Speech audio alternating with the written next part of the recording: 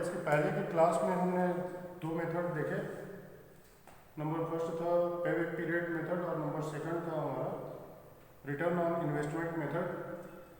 आज हम यहाँ पर करेंगे नेक्स्ट मेथड, और ये मेथड है आपका present value method, third method.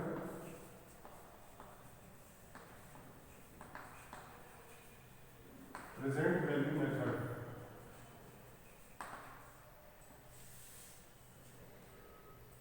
देखो, हर मेथड में हमारा जो एनुअल केसिंग क्लोज है ये चेंज हो जा रहा है। जब हम अपने पीवीपी मेथड की बात कर रहे थे तो पीवीपी मेथड में जो हमारा एनुअल केसिंग क्लोज था वो क्या था? After tax and before depreciation का था। अगर उसके डिफरेंट फॉर्म में आपको एनुअल केसिंग क्लोज दिए जाते थे तो उसका कन्वर्सन आप यहाँ पर करते थे अपने after tax and before depreciation के फॉर्म में, और उसके बाद फिर अपना जो क्वेश्चन होता था उसमें आप पीवीपी कैलकुलेट करते थे।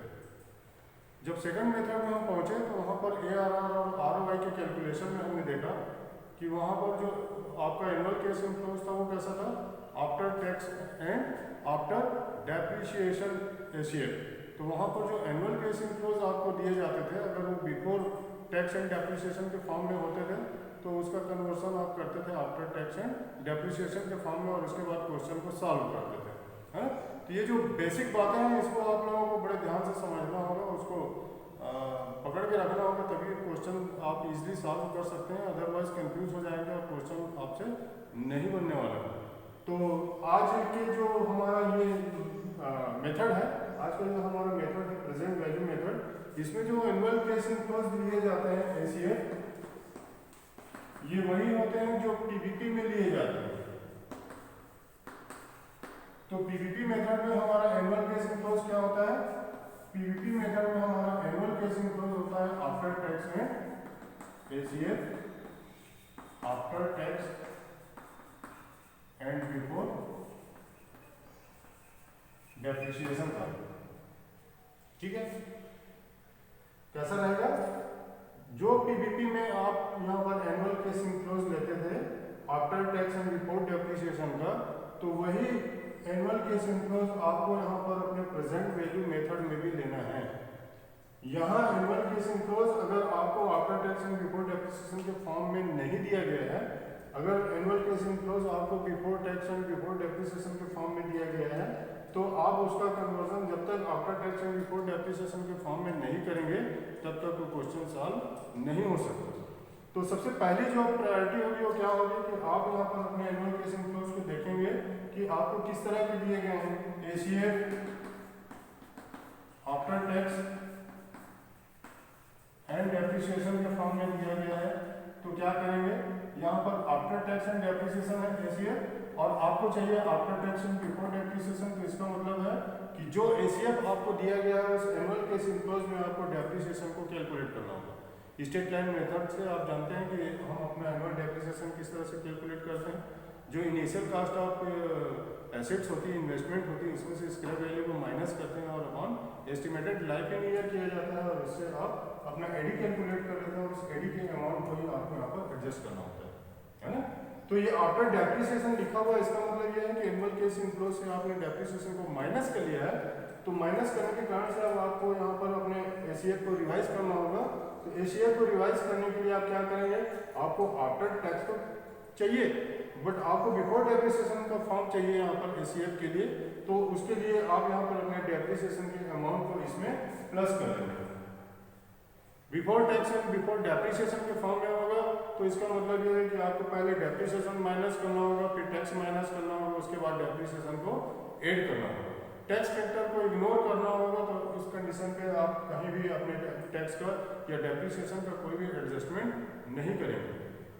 ठीक है, तो ये बेसिक बातें थी, इसको आपको ध्यान देना होगा कि जब हम प्रेजेंट वैल्यू मेथड से किसी भी अपने प्रपोजल का वैल्यूएशन करेंगे, उनका अप्राइजल करेंगे, तो उस टाइम पे आपको देखना होगा कि आपके जो एनुअल केसिंग क्लोज हैं वो किस फॉर्म में दिए गए हैं। सबसे पहले यहाँ पर जो रिक्वायरमेंट होगी वो यही होगी कि आप अपने ACL को देख लेंगे और बिल्कुल चेक कर लेंगे कि आपको किस फॉर्म में दिया है और उसको किस तरह से कन्वर्ट करके क्वेश्चन को सॉल्व करना है।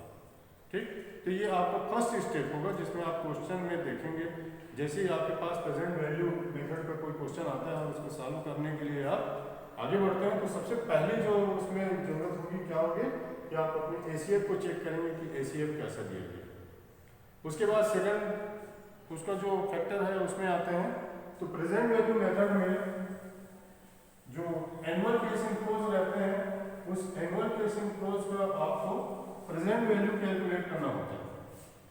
प्रेजेंट वैल्यू कैलकुलेट करने के लिए आपके पास एक टेबल होता है, और एग्जामिनेशन हॉल में आपके पास वो टेबल अवेलेबल नहीं होता। आप घर में जब प्रैक्टिस करेंगे तो बुक के पीछे में देखेंगे तो अलग अलग डिस्काउंटेड रेट पे आपको वहाँ पर उनके प्रेजेंट वैल्यू दिए गए हैं, तो उनको आप टेबल से उठाकर अभी घर में आप क्वेश्चन की प्रैक्टिस कर सकते हैं।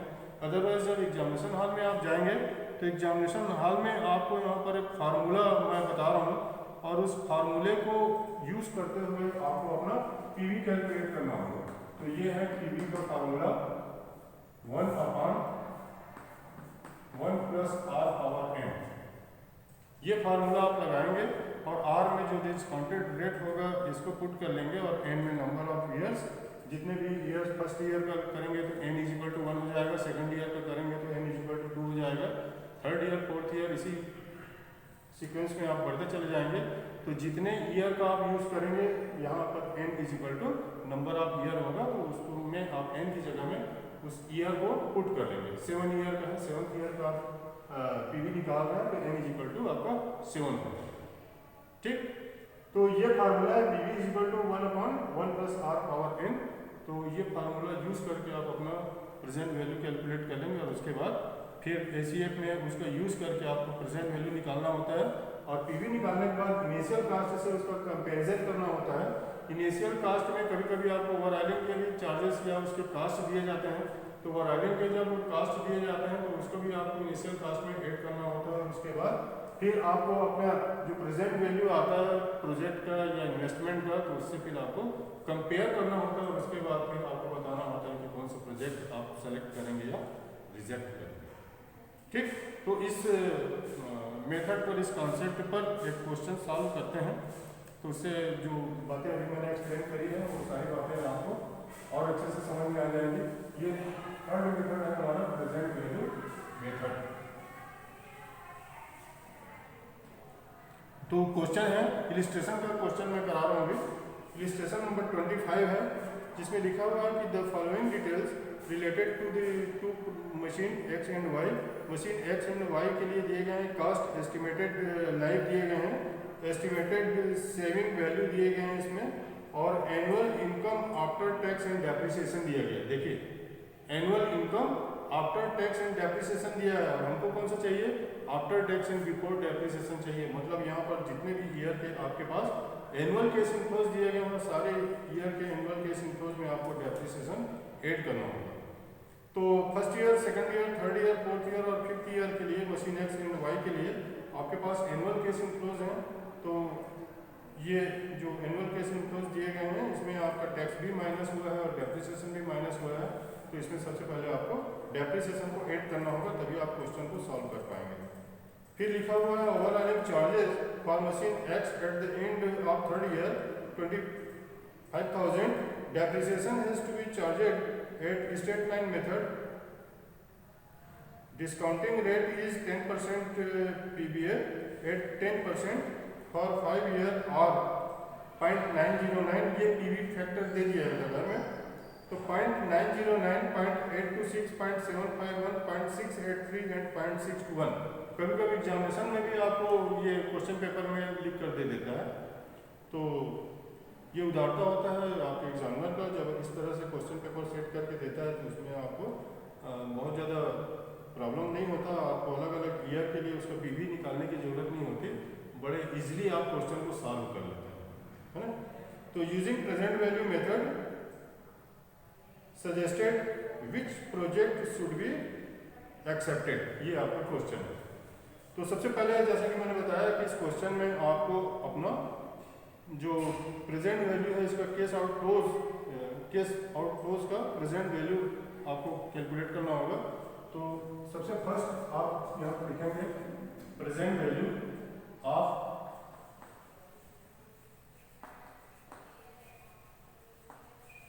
केस आउटफ्लोज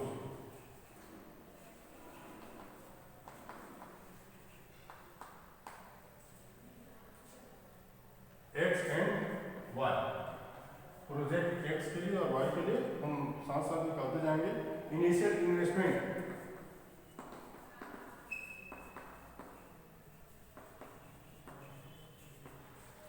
इन्वेस्टमेंट दिया गया है 56,125 और X and Y 56,125। Then overhauling charges है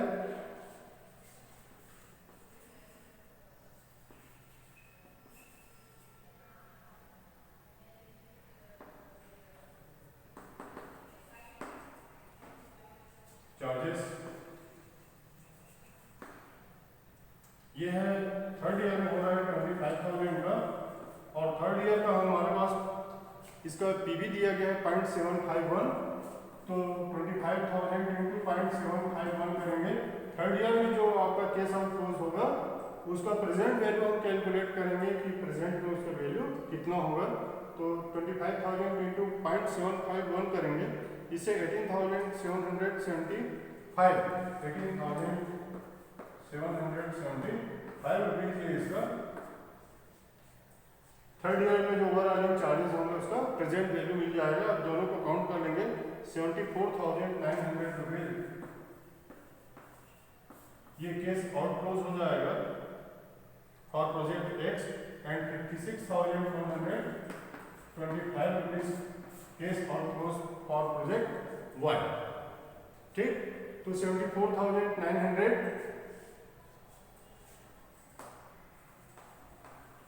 और 56,125 ये है आपका केस आउटफ्लोज दोनों के लिए। तो इसको साइड में नोट करके रख लिए।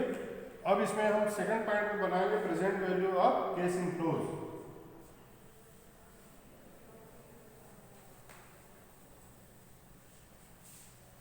Present value of case inflows.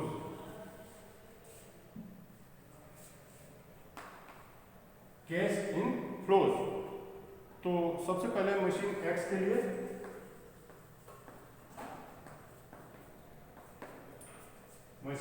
के लिए आप निकालेंगे ईयर, फिर है income after tax and depreciation,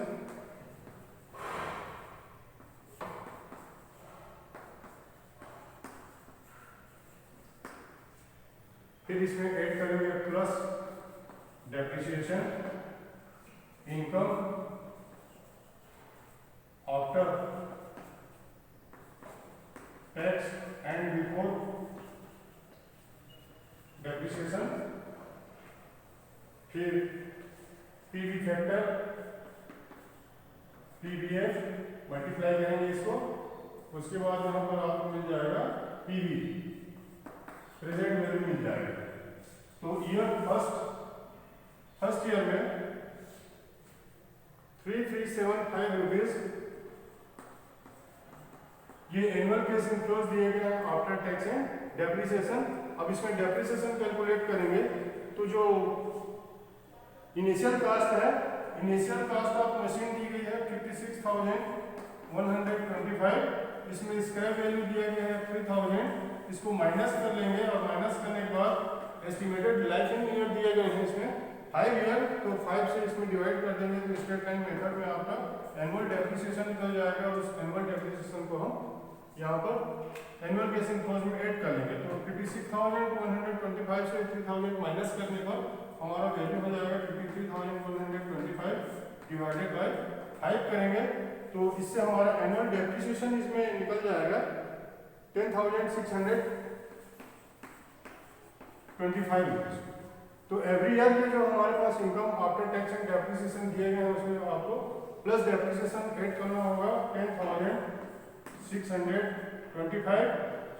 ये आपका आफ्टर टैक्स एंड डेप्रिसिएशन था, अब आपको बिफोर टैक्स एंड डेप्रिसिएशन के फॉर्म में इसको चेंज करना है, तो उससे एनुअल केस इनफ्लोज आपका चेंज हो जाएगा ये 14,000 प्रेजेंट वैल्यू फर्स्ट ईयर में दिया गया 0.909, तो इंटू 0.909 करेंगे और 909 को 14,000 से मल्टीप्लाई करने पर आपको उसका प्रेजेंट वैल्यू मिल जाएगा।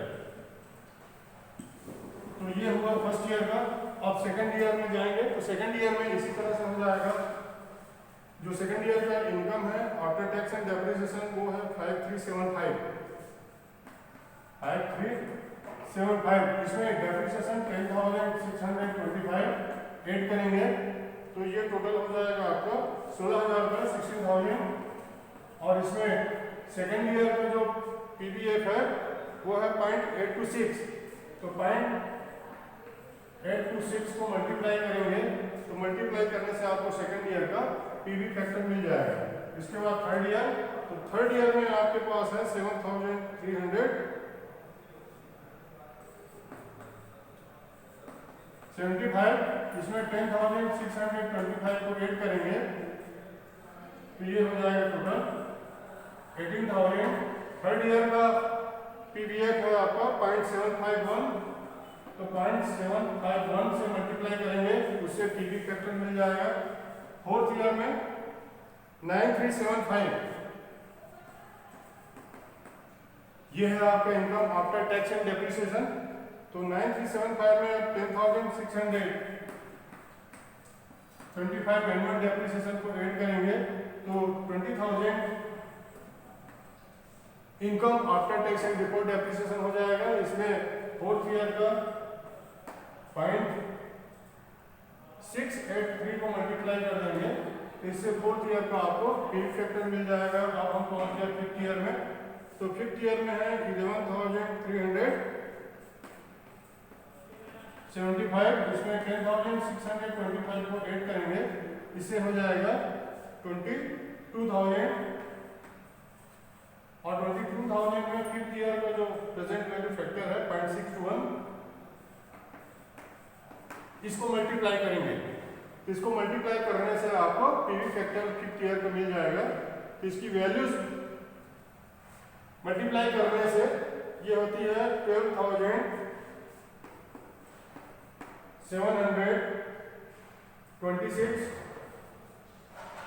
13,216, then 13,518, इसके बाद है आपका 13,660, फिर है फिफ्थ ईयर का 13,662। अब इसको जो टोटल करेंगे तो ये हो जाएगा 66,782। और इसमें value of scrap plus value of scrap, तो स्क्रैप आपका फिफ्थ ईयर में होगा और फिफ्थ ईयर में जो स्क्रैप की वैल्यू दी गई है 3,000 इंटू 0.621 करेंगे, फिफ्थ ईयर का पीवीएफ लेंगे तो 3,000 इंटू 0.621 करने से आपको 1863 मिल जाएगा, 1863। और इस तरह से आपको टोटल पीवी मिल जाएगा। टोटल पीवी हो जाएगा 68,645 रुपीज, 68,645 रुपीज ये टोटल पीवी आया फॉर मशीन एक्स। अब इसी तरह से हम कैलकुलेट करेंगे मशीन वाई के लिए। तो मशीन वाई के लिए ये दिया गया है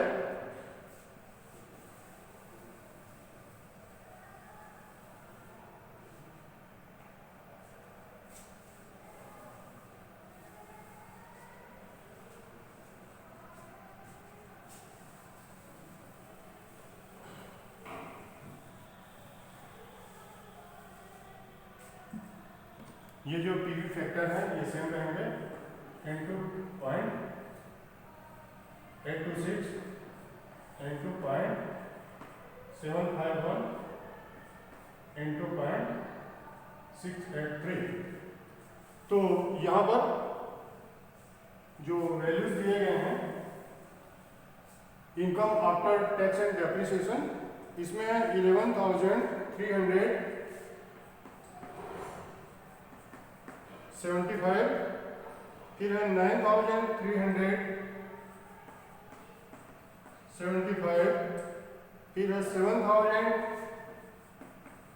फिर है 7,375, फिर है 5,375, उसके बाद 3,375।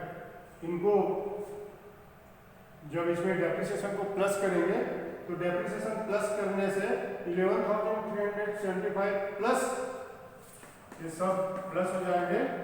तो प्लस करने से आपका जो इनकम है after tax and before depreciation ये हो जाएगा 22,000, फिर हो जाएगा 20,000, फिर हो जाएगा 18,000, फिर हो जाएगा 16,000 और उसके बाद हो जाएगा 14,000। ठीक है बेटा।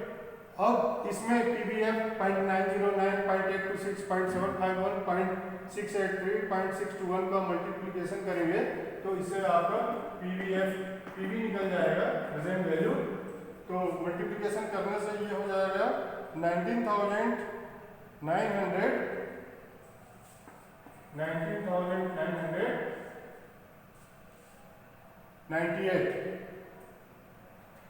then 16,520, then 13,518, then 10,928, then 8,694 और टोटल इसका हो जाएगा 69,638। अब इसमें भी सेम प्लस स्क्रैप वैल्यू जो 5th ईयर में स्क्रैप वैल्यू हो रहा है 3,000 का, इस 3,000 की स्क्रैप वैल्यू में 5th ईयर के पीबीएफ का मल्टीप्लिकेशन करेंगे 0.621 और मल्टीप्लिकेशन करने से सेम वैल्यू आ जाएगी 1863। अब इसका टोटल कर लेंगे तो टोटल करने से हो जाएगा 71,521। ठीक, ये टोटल पीवी हो जाएगा। अब टोटल पीवी को फॉर मशीन वाई यहां लिखेंगे इसको 71,521। अब कंपेयर करेंगे कि कास्ट से किसका पीवी एक्सेस आया है। तो ये है आपका कास्ट और ये है उसका पीवी। इसका मतलब यहाँ पर कास्ट जो आपका बड़ा है और यहाँ पर कास्ट है 56,125 और पीवी है इसका 71,521। तो इसका मतलब 71,521 is greater than initial cost of machine. तो इस कंडीशन पे जो प्रपोजल बी है, इसको जो मशीन बी है शुड बी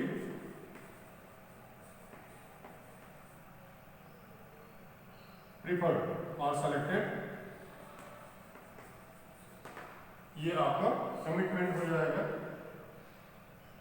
आंसर लिखेंगे है ना कि जो मशीन बी है इसको आपने सेलेक्ट किया है क्योंकि मशीन बी का जो पीवीएफ है वो बड़ा आया है comparison to cost of machine.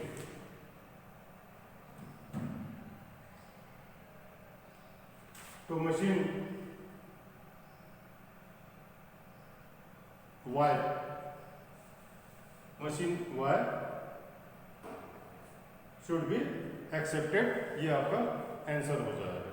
तो इस तरह से आपको यहाँ पर नया क्या रहा इसमें, ARR और ROI में आपको PBF का कोई यूज नहीं था। ये न्यू मेथड में आपके पास प्रेजेंट वैल्यू रहेगा और प्रेजेंट वैल्यू फैक्टर का आपको मल्टीप्लिकेशन करना होगा अपने income after tax and before depreciation में, और उसके बाद उसका प्रेजेंट वैल्यू निकल जाएगा और उस प्रेजेंट वैल्यू का फिर कंपेयर करके आपको यहाँ पर उसका सिलेक्शन या रिजेक्शन करना है, या तो एक्सेप्ट करेंगे या उसको रिजेक्ट करेंगे। तो यही इसका फंडामेंटल है। तो क्वेश्चन और बनाकर देखिए, इसमें जो प्रेजेंट वैल्यू मेथड वाले हैं उसमें कहीं कोई डाउट हो तो बताइए।